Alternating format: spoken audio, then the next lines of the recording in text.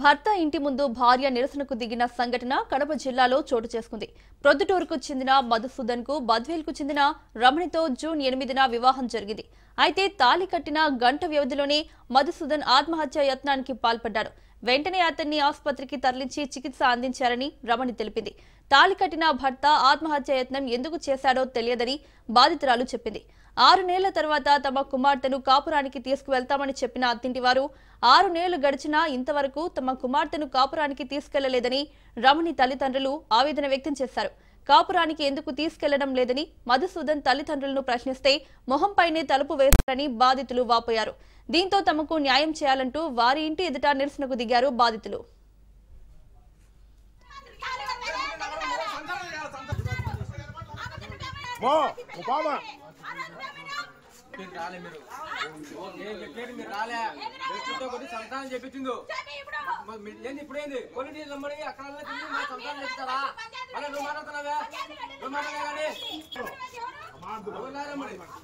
రెడ్డివారు వెంకటరాముని, నాది బద్వేల్ కడప జిల్లా.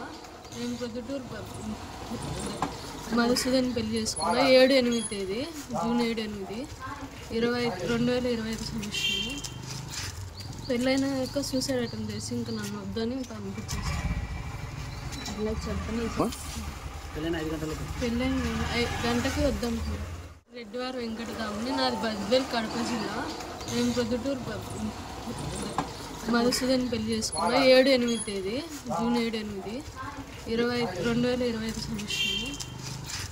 పెళ్ళైనాక సూసైడ్ అటెంప్ట్ చేసి ఇంకా నన్ను వద్దని పంపించేసి ఇలా చెప్పని